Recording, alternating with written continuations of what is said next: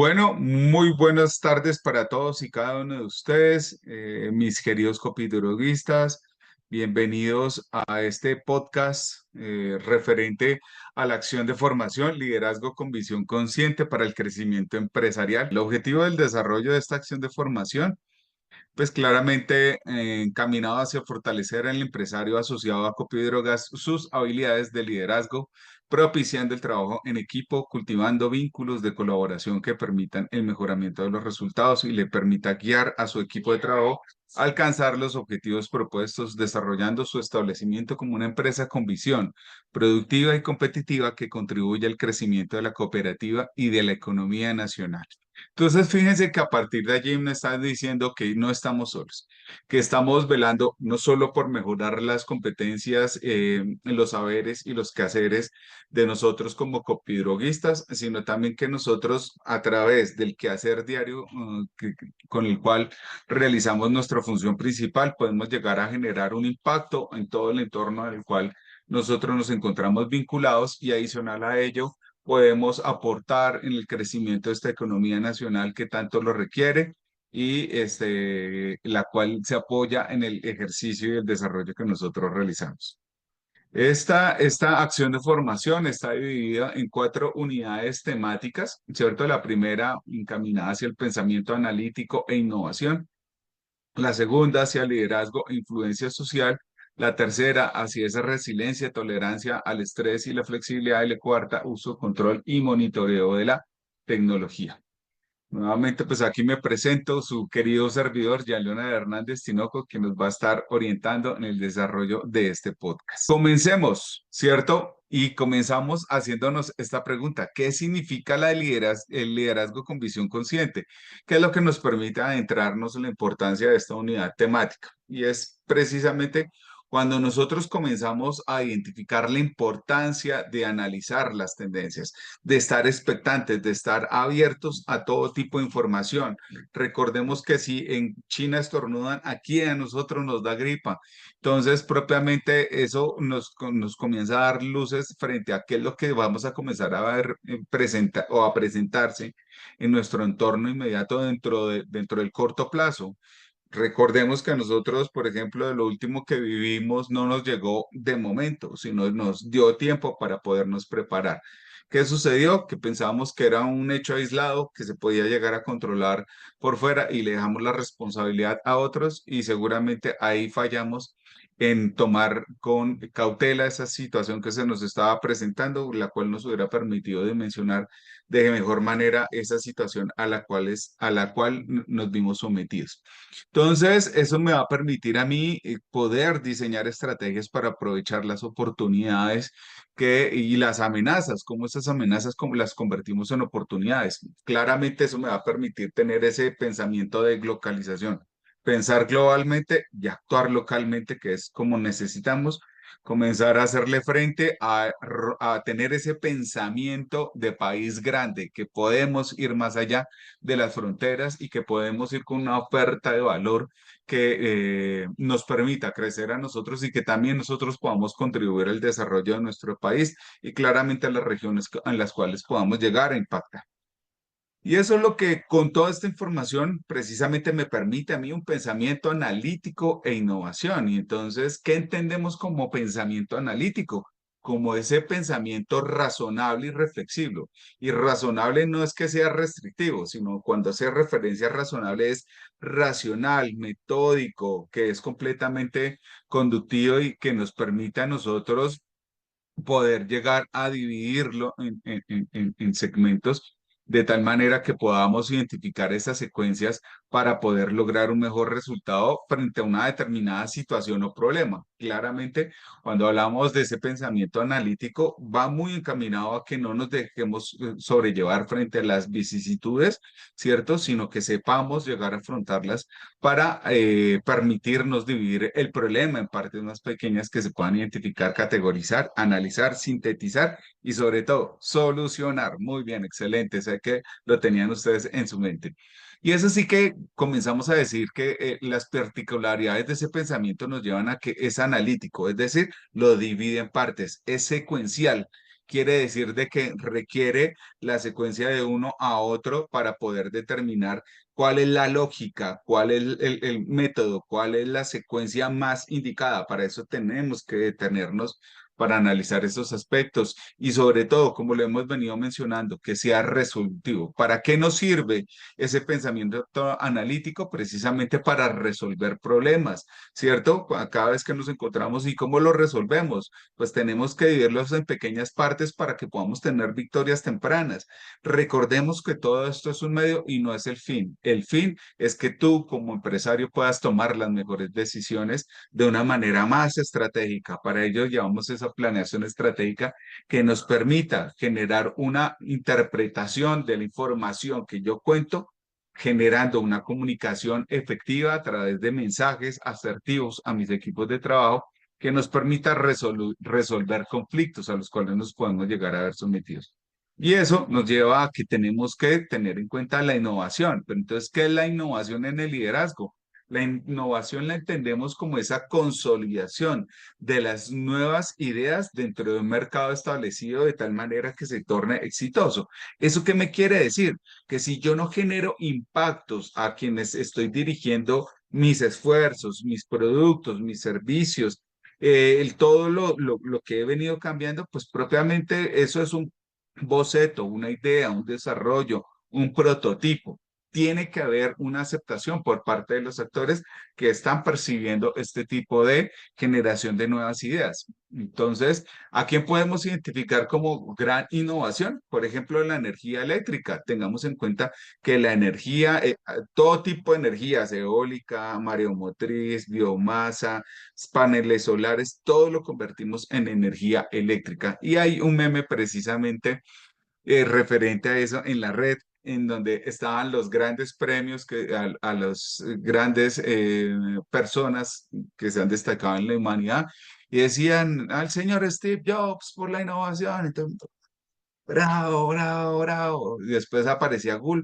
Sí, pero es que yo soy el que todo lo sabe. Uy, sí, definitivamente, bravo, bravo. Y ahí aparecía el señor Thomas Alva Edison que decía, sí, yo les quito la energía, ¿cómo quedan?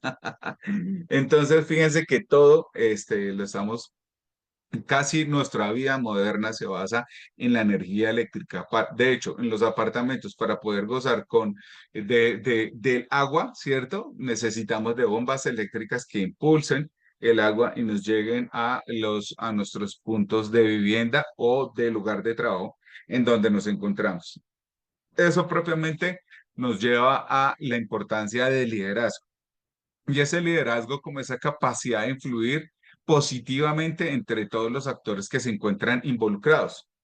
¿Qué me quiere decir eso? Que propiamente la innovación en el liderazgo se refiere a la capacidad de los líderes para introducir nuevas ideas que impacten, ojo, sobre todo que impacten y solucionen creativamente los problemas de tal manera que nos permita generar un rendimiento en nuestras empresas. Entonces, aspectos muy significativos en los tiempos de vicisitudes como los estamos teniendo actualmente.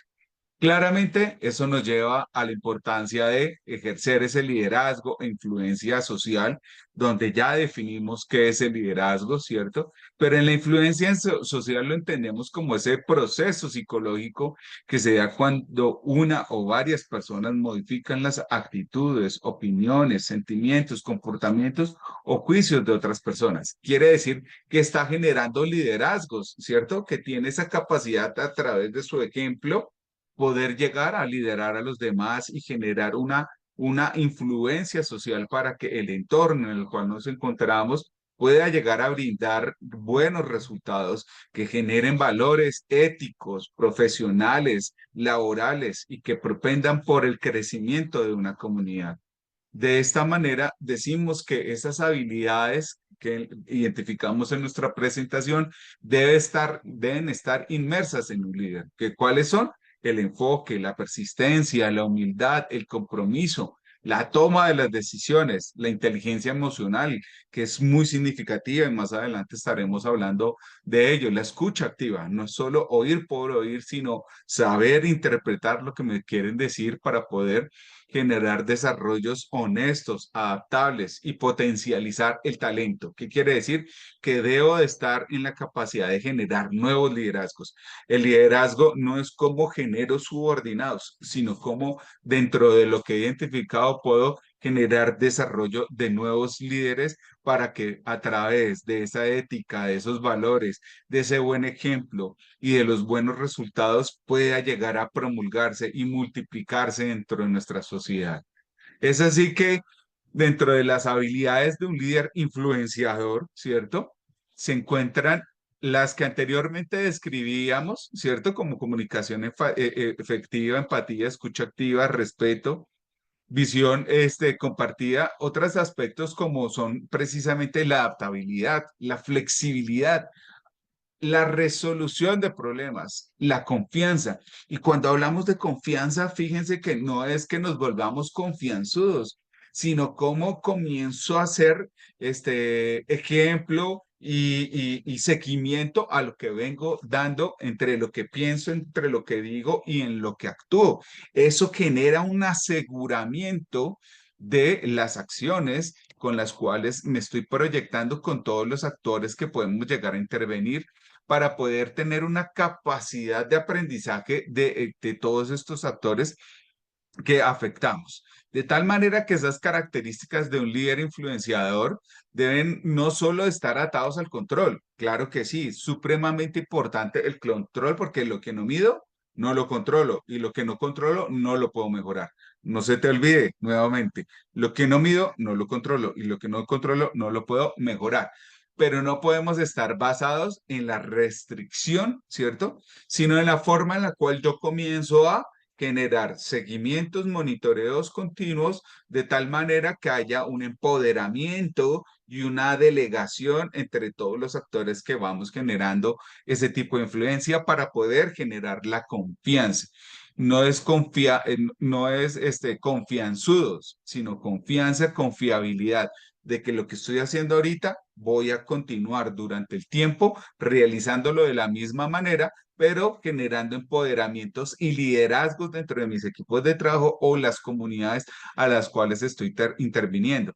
Como lo venía mencionando anteriormente, eso nos lleva a una coherencia entre lo que pienso, lo que digo y la forma en la que actúo para poder generar esa credibilidad, ese ejemplo, esa confianza que pueden encontrar los actores, lo cual me va a permitir contar con el poder y la autoridad para poder generar un desarrollo en mis equipos, en mis comunidades. Claramente, eso nos lleva a que el liderazgo con influencia social es entendido como esa capacidad que tiene esa persona de influenciar, dirigir y tomar decisiones que ayuden a llevar a cabo un proyecto en beneficio de toda la comunidad de la organización, como lo veníamos mencionando anteriormente. Y los beneficios del liderazgo de influencia nos permiten aumentar la motivación y compromiso, tanto que nos solicitan referente a eso, mejorar el clima organizacional y laboral, reduciendo significativamente el estrés, incrementando la productividad, desarrollando y reteniendo el talento, que es supremamente importante, sobre todo con las nuevas generaciones que están requiriendo constantemente retos nuevos, desafíos nuevos. Claramente con este tipo de aspectos generamos identidad que mejora la comunicación y la colaboración entre todos los actores, reduciendo el ausentismo y la rotación de personal, mejorando la adaptabilidad y capacidad de la gestión del cambio y permitiéndonos una promoción de la innovación y la creatividad. Propiamente, eso nos permite comenzar a identificar elementos que comienzan a ser significativos como son la resiliencia, la tolerancia al estrés y la flexibilidad. Y entonces, ¿qué entendemos frente a la resiliencia? Y la entendemos como ese proceso de adaptación bien a la adversidad, al trauma, a la tragedia, a la amenaza, a las fuentes de tensión significativas como problemas familiares, relaciones personales, problemas serios de salud o situaciones estresantes del trabajo o financieras. Aquí, como ustedes lo han venido escuchando, seguramente muchos de ustedes, no, lo importante no es caerse, sino la forma en la cual nosotros nos levantamos. De hecho, no es caerse y levantarse rápido, porque seguramente como que uno no se da ni cuenta qué fue lo que sucedió, pero aquí es cómo nos levantamos. Y nos levantamos con tristeza o nos levantamos fortalecidos para seguir saliendo adelante y seguir echándole ganas al tema. Y en ese sentido entendemos esas características de la resiliencia y es el autoconocimiento y la autoestima. Claramente tenemos que ser conscientes de que nos afectan en algunas situaciones y qué tanto nos afectan. ¿Para qué? No es para evitarlas, sino para poder resolverlas oportunamente y cómo voy a entrar a resolverlas. Que nos permitan lograr procesos de empatía, es decir, colocarnos en los zapatos de los otros para que nos permita tener una autonomía en la forma en la cual nosotros podemos encaminar mejor nuestros esfuerzos, afrontando positivamente la adversidad, siendo conscientes del presente y del optimismo. No todo el mal va a ser para 100 años, ni hay cuerpo que lo resista, ¿cierto? Bien lo dice la frase que nos dicen por allí constantemente, que nos permita flexibilidad y perseverancia, sociabilidad y tolerancia a la frustración y a la incertidumbre que tanto nos aqueja en estos momentos. ¿Cuáles son esos factores asociados a la resiliencia? La capacidad para hacer planes realistas y seguir los pasos necesarios para llevarlos a cabo. Pero eso no quiere decir de que nosotros seamos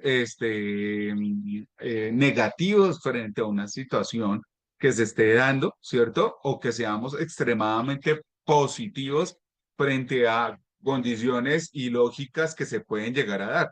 ¿Qué es lo que me está diciendo esto? Que yo debo estar en la capacidad de ser objetivo, es decir, basarme en hechos reales de fuentes confiables para poder estructurar unos planes que me permitan lograr los objetivos que me he trazado con una visión positiva del mismo y que nos permita una confianza en la fortaleza y en las habilidades que podemos llegar a contar con nosotros como líderes y claramente dentro de nuestra organización, llevándonos al desarrollo de destrezas en la comunicación y en la solución de problemas, siendo más activos en la escucha, más que reactivos frente a lo que pude llegar a percibir en una primera instancia.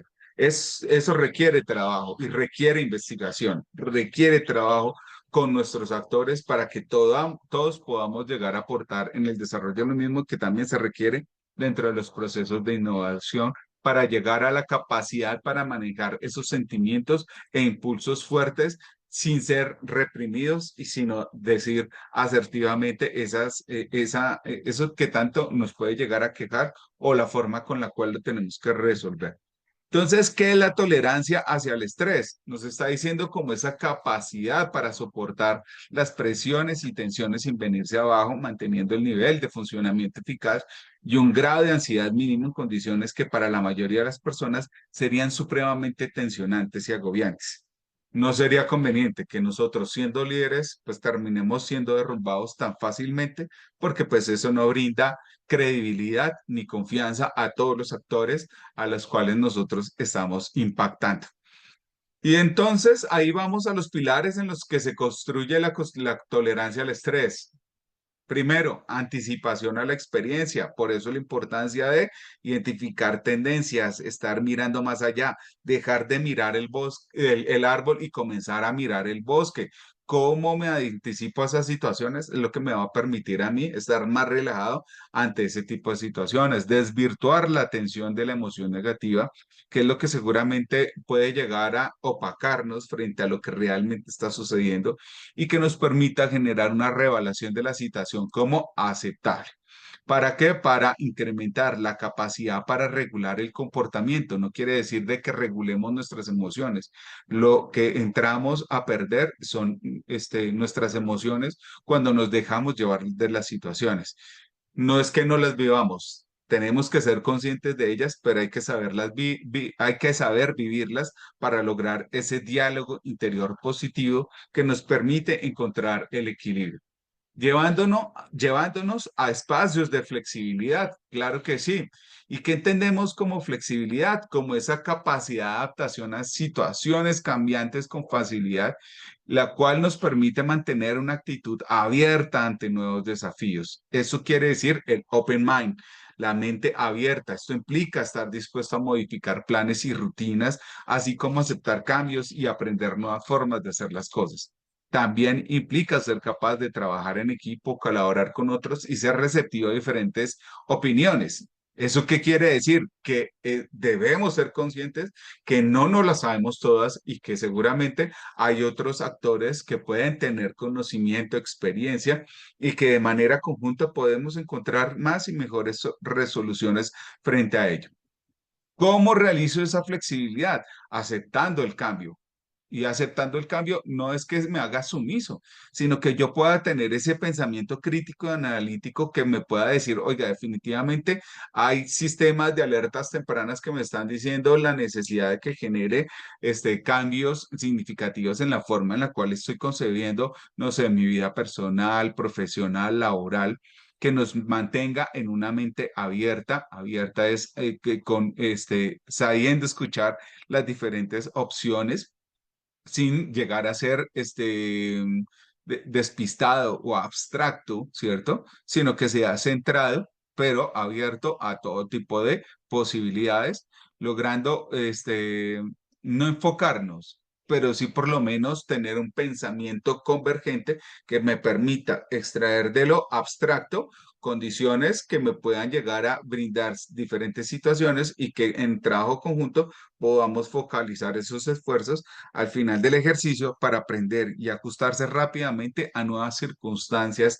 y situaciones de tal manera que nos permitan ponernos en los zapatos a través de la empatía, ponernos en los zapatos de los otros y saber qué es lo que está sucediendo en el entorno a través de la empatía, no dentro de lo que yo estoy viviendo y dentro de lo que yo considero debería realizarse. Para ello yo tengo que salir, tengo que liberarme un poco de mis preceptos y ubicarme en los entornos en donde precisamente se están dando ese tipo de situaciones. Y eso nos lleva a esta cuarta unidad temática referente al uso, control y monitoreo de la tecnología, la cual nos lleva a entender la importancia que esto requiere en estos entornos críticos, complejos, de altísimos niveles de riesgo, en donde nos están diciendo, oye, requerimos una transformación estratégica de tal manera que pueda generar impactos en el bienestar personal. Recordemos que la tecnología puede liberar a los líderes del trabajo diario, no a través del control, sino a través de herramientas que eleven los niveles de productividad. Precisamente en estos días salió un reporte de la OCDE, que es la Organización para la Cooperación y el Desarrollo Económico de los países miembros, que nos están diciendo, oiga, ¿y por cómo se encuentra Colombia frente al resto de países? Tenemos muy bajos niveles de productividad. ¿Gracias a qué? Pues a que hay muy poca formalidad en la realización del trabajo. Y la formalización del contrato no es solo es que nosotros contratemos a las personas con un contrato con prestaciones sociales, es brindarle las herramientas que requieren para realizar muy bien su trabajo. Y en estos tiempos, pues propiamente las herramientas no son una libreta y un esfero o la dotación con la cual van a prestar sus servicios, es brindarle canales, es brindarle tecnología que les permita potencializar sus capacidades para poderle llegar al cliente con herramientas que maximicen la productividad y la competitividad. No que nos generen truncamientos en el control corporativo y en el cumplimiento innecesario, porque seguramente lo que van a sentir mis colaboradores en este tipo de aspectos es que no les generó un impacto positivo que les lleve a lograr más resultados, sino que propiamente se están viendo bajo un yugo de seguimiento y control que les limita sus libertades y la forma con la cual podrían llegar a generar procesos de creatividad y de innovación.